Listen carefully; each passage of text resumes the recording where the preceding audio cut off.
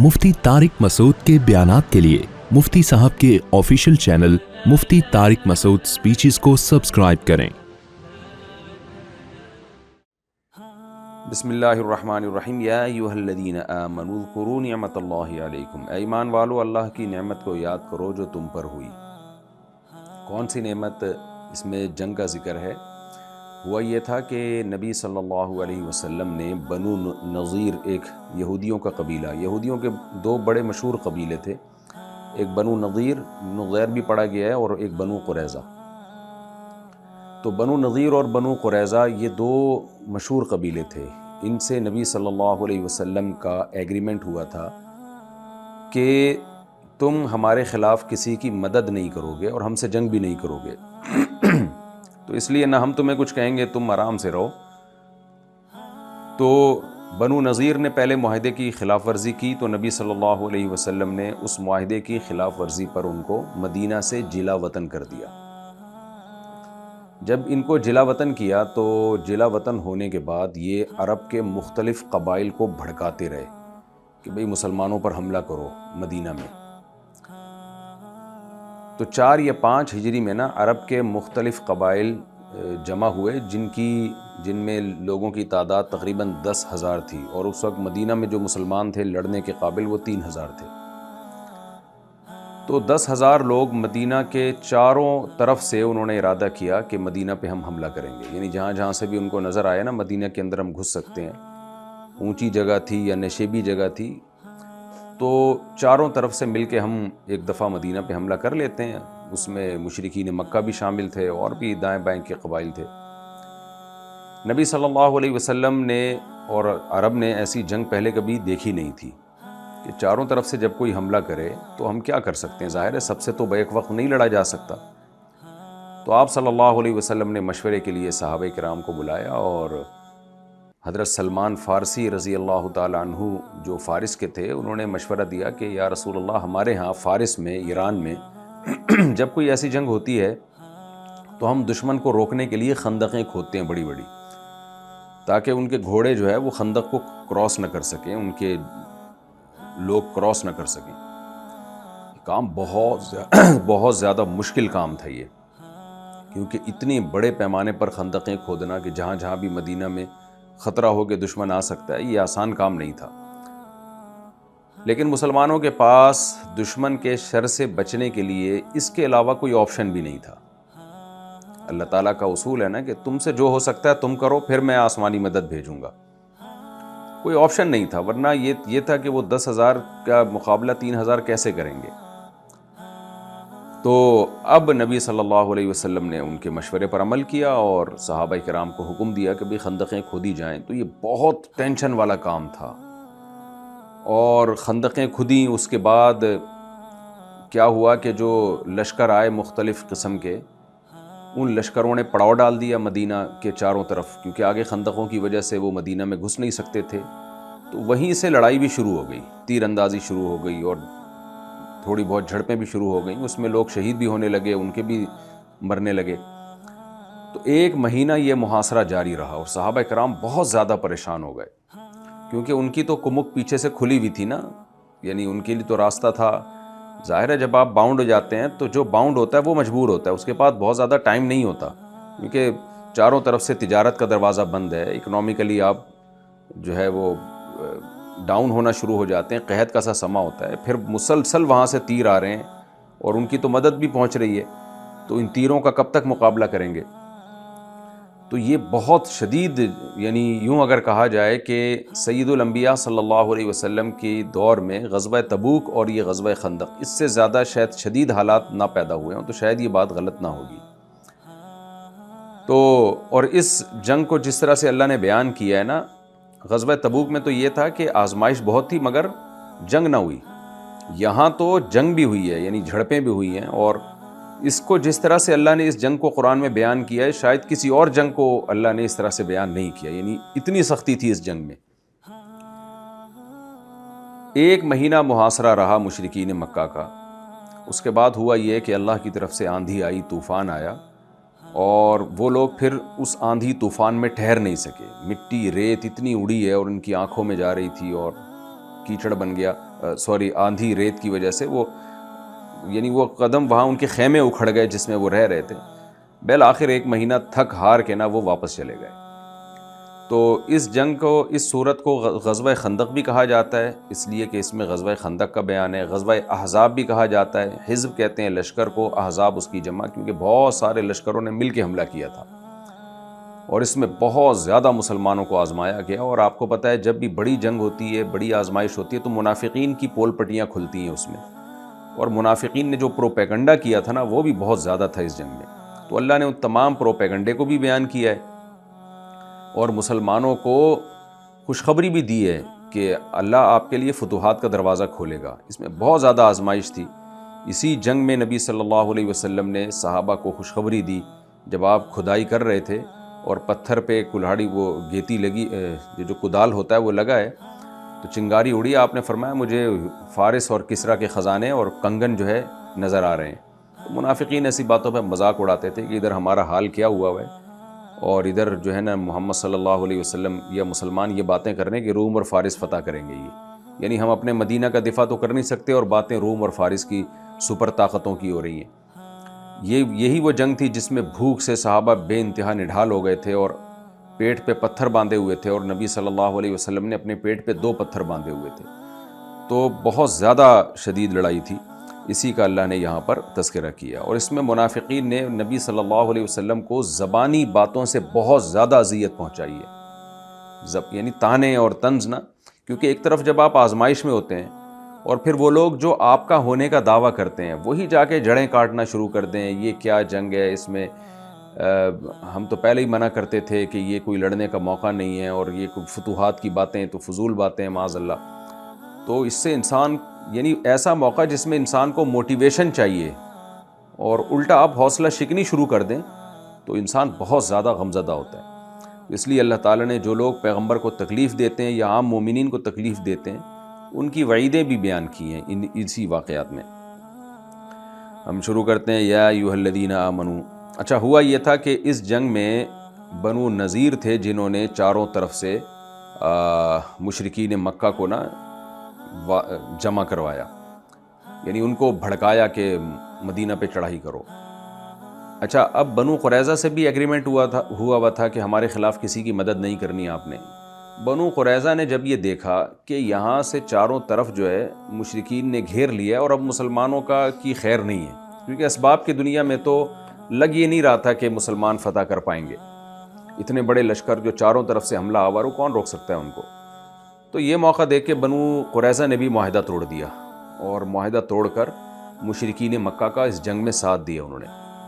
لیکن اللہ نے مسلمانوں کو فتح عطا فرمائی۔ فتح اس معنی میں کہ جو مشرکین جو کرنے آئے تھے وہ کر نہیں سکے اور واپس چلے گئے۔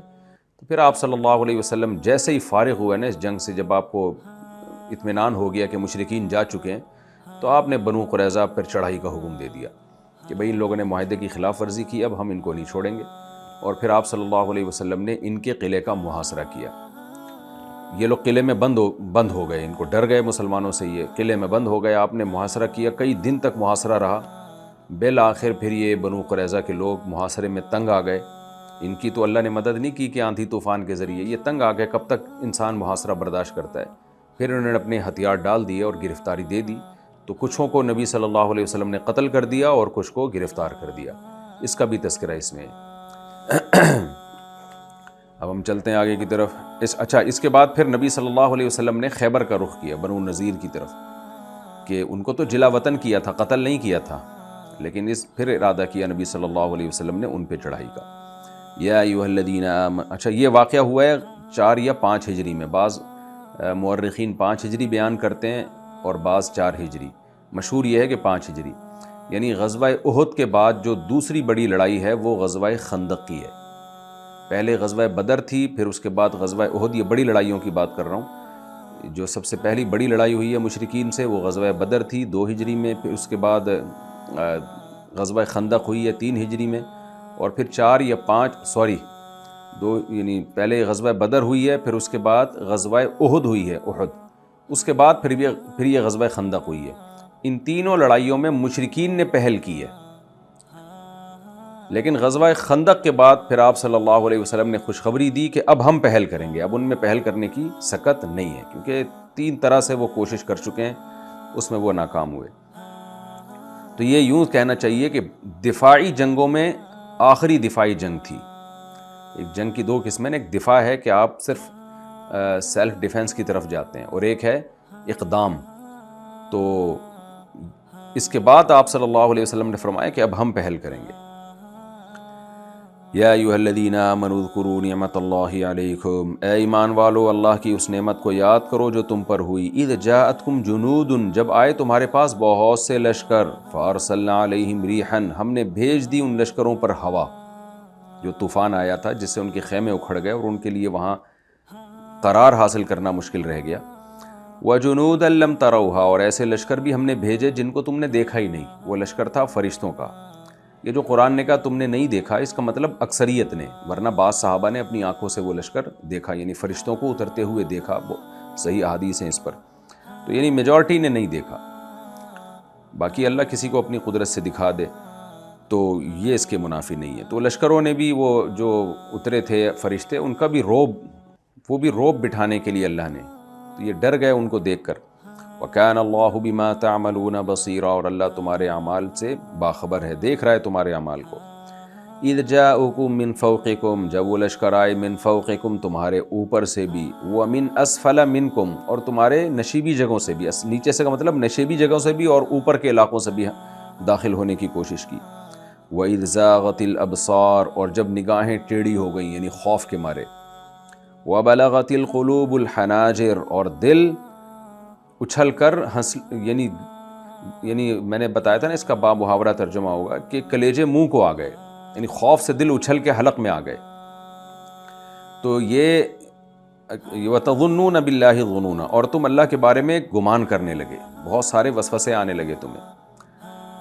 یہاں کسی کو اشکال ہو سکتا ہے کہ کیا صحابہ کرام موت سے ڈر گئے اور ایمان والوں کی یہ حالت ہو گئی؟ تو دیکھیں یہ چیز طبعی ہے، آپ کا ایمان کتنا ہی مضبوط ہو، آپ جنت کے کتنے ہی مشتاق ہوں، لیکن انسان طبعی چیزوں سے خوف کھاتا ہے، یہ انسان کی نیچر ہے۔ تو اللہ تعالیٰ اہل اسلام کی حالت بیان کر رہے ہیں کہ خوف کی یہ حالت ہو گئی کہ نگاہیں جو ہے وہ خوف کے مارے اوپر ہو گئیں، اور دل اچھل کے سینوں میں آ گئے، اور اللہ کے بارے میں وسوسے پیدا ہونا شروع ہو گئے۔ تو یہ سب چیزیں نیچرل ہیں، یہ طبعی ہیں، اس کا ایمان کی کمی یا طاقت سے کوئی تعلق نہیں ہے۔ اس کی مثال وہی ہے جو میں بار بار دیتا ہوں کہ حضرت موسیٰ علیہ السلام کو اللہ نے کوہ طور پہ جب بلایا اور اللہ نے فرمایا وَمَا تِلْكَ بِيَمِينِكَ يَا موسیٰ، موسیٰ تیرے دائیں ہاتھ میں کیا ہے؟ حضرت موسیٰ نے لاٹھی جب پھینکی ہے تو وہ سانپ بن گئی۔ تو قرآن کیا کہتا ہے؟ حضرت موسیٰ علیہ السلام دوڑے وَلَمْ يُعَقِّبْ، اور پیچھے مڑ کے بھی نہیں دیکھا۔ یا موسیٰ اقبل ولا تخف، اے موسیٰ واپس مڑیں اور خوف نہ کریں۔ تو حالانکہ حضرت موسیٰ کی لاٹھی کو تو اللہ نے سانپ بنایا تھا، حضرت موسیٰ کو یقین ہونا چاہیے تھا کہ یہ میرے نقصان کے لیے نہیں ہے، لیکن پھر بھی سانپ دیکھ کے ڈر لگتا ہے۔ تو کیا کر لیتا؟ سانپ کاٹ لیتا نا زیادہ زیادہ، تو موت واقع ہو جاتی۔ لیکن یہ سب چیزیں طبعی ہیں، موت جب انسان سامنے دیکھتا ہے تو اس کو ایک طبعی خوف پیدا ہوتا ہے۔ تو جنگ میں بھی جب دشمن کا لشکر حملہ کرے تو آپ کو خوف پیدا ہونا ایک طبعی چیز ہے۔ تبھی اللہ تعالیٰ نے خوف کی دوری کو بہت بڑی نعمت بیان کی ہے، جیسے لإیلاف قریش میں ہے نا وآمنہم من خوف، کہ اللہ نے خوف سے تمہیں امن دیا ہے۔ تو یہ امن بہت بڑی اللہ کی نعمت ہے کہ آپ ریلیکس ہو کے اور بے خوف ہو کے زندگی گزاریں، یعنی دشمن کا کوئی خوف نہ ہو۔ تو یہ اللہ کی طرف سے آزمائش تھی، اور ویسے بھی اگر یہ خوف نہ ہوتا اور یہ ٹینشن نہ ہوتی تو پھر جہاد میں آزمائش کس بات کی تھی؟ پھر ثواب کس بات کا ملتا؟ جہاد میں ثواب ملتا ہی اسی چیز کا ہے کہ آپ پر خوف بھی ہوتا ہے، گرفتاری کا خوف، تکلیف کا خوف، موت کا خوف۔ تو یہ سب چیزیں طبعی چیزیں ہیں۔ تو یہاں پر یہ بہت زیادہ خوف تھا، کیونکہ اتنے بڑے لشکر کو پہلے ان لوگوں نے کبھی دیکھا نہیں تھا، اور چاروں طرف سے کوئی حملہ کرے تو یہ تصور بھی نہیں تھا۔ تو اس لیے اللہ نے فرمایا کہ اے ایمان والو، اللہ کی نعمت کو یاد کرو جب تم پہ لشکروں نے حملہ کیا، یعنی لشکروں نے چاروں طرف سے تمہاری طرف آئے، ہم نے ان پر ہوا اور ایسے لشکر بھیجے جن کو تم نے دیکھا نہیں، اور اللہ تمہارے اعمال سے باخبر ہے۔ جب وہ لشکر ہر طرف سے آئے اور آنکھیں جو ہے تمہاری ٹیڑھی ہو گئیں اور دل اچھل کے سینوں میں آ گئے، حلق میں آ گئے، اور تم اللہ کے بارے میں گمان کرنے لگے۔ اللہ کے بارے میں گمان کا مطلب کیا ہے؟ یہ بھی ایک طبعی چیز ہے۔ اللہ تعالیٰ نے مسلمانوں سے فتوحات کے وعدے کیے تھے، تو جب یہ منظر صحابہ کرام نے دیکھا تو اہل ایمان کے دل میں بھی وسوسے آنا شروع ہو گئے کہ پتہ نہیں اللہ نے جو ہم سے وعدے کیے اللہ پورے کرے گا کہ بھی نہیں کرے گا۔ تو یہ وسوسہ جو ہے یہ ایمان کے منافی نہیں ہے، یہ کسی کو بھی آ سکتا ہے جب تک کہ اس وسوسے کے تقاضے پر عمل نہ ہو۔ مثال کے طور پر وسوسہ آ رہا ہے کہ بھائی اللہ نے مجھے اتنی آزمائش میں ڈال دیا، اب اسباب کے لحاظ سے تو اب ہماری شکست ہے یقیناً، اتنے سارے لوگوں نے چاروں طرف سے حملہ کیا، ہم کیسے ان کو بچا سکتے ہیں اپنے آپ کو، اور یہ تو محاصرہ چھوڑ ہی نہیں رہے ہیں، تو ہمیں کھانا پینا ہے، تجارت کرنی ہے، گھر میں بیوی بچوں کو پالنا ہے، ہم تو بھوک اور پیاس سے ہلاک ہو جائیں گے یہاں پہ۔ تو ایک مہینہ کوئی کم مدت تو نہیں ہوتی، تو ایک مہینہ بہت بڑی ٹینشن ہے، لیکن مدد نہیں آ رہی اللہ کی، اور بھوک اور پیاس سے حالت خراب ہوتی جا رہی ہے، اور تجارتیں جو تجارتی قافلے جایا کرتے تھے آیا کرتے تھے سارا نظام ہی درہم بھرم ہو گیا ہے۔ تو ایسے موقع پہ یہ وسوسہ آنا کہ اللہ نے جو ہم سے وعدے کیے ہیں اللہ پورے کرے گا کہ نہیں کرے گا، تو یہ چیز بھی ایک طبعی چیز ہے، یہ وسوسہ آ سکتا ہے کسی کو، اسی کو ظنون سے بہت سارے گمان آنے لگے۔ ہاں جب اس وسوسے کے تقاضے پر عمل ہوتا ہے نا پھر یہ ناجائز ہے۔ تقاضا کیا ہے کہ وسوسہ آ رہا ہے کہ پتہ نہیں اللہ مدد کرے گا نہیں کرے گا، اور یہ سوچ کر آپ میدان جنگ سے بھاگ گئے کہ بھائی اللہ نے جو وعدے کیے تھے وہ لگتا نہیں ہے کہ پورے ہوں گے، تو اگر بھاگ گئے تو پھر اس کا مطلب اب یہ وسوسہ نہیں ہے، اب آپ کو یہ یقین ہے، یہ غالب گمان ہے، تو غالب گمان بھی حرام ہے اور یقین تو ویسے ہی حرام ہے، تو اللہ کے بارے میں برا سوچنا یہ ناجائز اور حرام ہے۔ تو وسوسے کے حد تک جب تک ہو تو اس میں کوئی حرج نہیں ہے۔ اسی سے یہ بھی ثابت ہو گیا کہ بعض لوگوں کو بیٹھے بیٹھے اسلام کے بارے میں وسوسے آنا شروع ہو جاتے ہیں، پتہ نہیں اسلام برحق مذہب ہے یا نہیں، تو حدیث میں یہ بات بہت مضمونی بہت وضاحت سے بیان ہوا ہے کہ اس سے کوئی فرق نہیں پڑتا، اس سے کوئی گناہ نہیں ہوتا، ان کو آنے دو یہ خود ہی ختم ہو جائیں گے۔ اس لیے اللہ نے فرمایا، لیکن اس سے یہ بات بہرحال ثابت ہوتی ہے کہ جنگ کی شدت کتنی سخت تھی کہ اہل ایمان کے دلوں میں بھی وسوسے پیدا ہونا شروع ہو گئے۔ آگے اللہ فرماتے ہنالک ابتلی المؤمنون، یہ وہ موقع تھا جب مومنین کو آزمایا گیا۔ ہنالک کا لفظ بڑا مزیدار ہے، یہاں پہ ہنالک کہتے ہیں یہ اشارہ کر کے نا، اللہ کہتے ہیں یہ ہے وہ مقام، ہنالک یہ ہے ابتلی المؤمنون جہاں مومنین کو آزمایا گیا، اس کو کہتے ہیں آزمائش، یعنی اللہ خود بتا رہے ہیں کہ میں نے صحابہ کو کیسا آزمایا ہے۔ تو اللہ کہتے ہیں یہ ہے وہ موقع جب یہ کنڈیشن ہو کہ اللہ کے بارے میں بھی وسوسے آنا شروع ہو جائیں اتنے تگڑے ایمان والوں کو، اور آنکھیں خوف سے چکرانے لگیں اور دل خوف سے اچھل کے حلق میں آ جائیں۔ یہ ہے وہ موقع جہاں مسلمانوں کو ہم نے آزمایا تھا۔ اس میں صحابہ کی بھی فضیلت ہے کہ کل کوئی بدبخت اٹھ کے کسی صحابی کے خلاف کوئی بات کرے تو اللہ بتائیں کہ تم نے کہاں سے آزمائشیں دیکھی ہیں۔ آزمائش تو وہ تھی جو اللہ نے یہاں غزوہ احزاب میں آزمائش میں ڈالا، جس کو اللہ کہہ رہے یہ ہے آزمائش، اس کو آزمائش کہتے ہیں، جس میں صحابہ کو ڈالا گیا۔ تو آج ہر پاگل سے پاگل اٹھ کے صحابہ کے کلام کے خلاف کچھ نہ کچھ تاریخی روایتیں دیکھ کر فضول بکواسات کرنا شروع کر دیتا ہے۔ تو اس لیے اللہ نے فرمایا یہ ہے وہ موقع، یعنی تمہیں کیا پتہ آزمائش کسے کہتے ہیں، تم نے کیا آزمائشیں دیکھی ہیں، اس کو کہتے ہیں آزمائش۔ مومنون، اللہ نے مومنین کو آزمایا، وزلزلوا زلزالا شدیدا، اور ان کو ہلایا گیا، یعنی بھونچال میں ڈالا گیا، ان کو ہلایا گیا، زلزالا شدیدا، جھنجھوڑا گیا، ان کو بہت شدید طریقے سے جھنجھوڑنا، یعنی ہلا کر رکھ دیا اس آزمائش نے ان کو۔ ظاہر ہے ایسے موقع پہ منافقین کہاں آزمائش میں کامیاب ہونے تھے، تو اللہ نے آگے پہلے مومنین کا ذکر کیا جن کی یہ حالت، اب اللہ منافقین کا تذکرہ کر رہے ہیں۔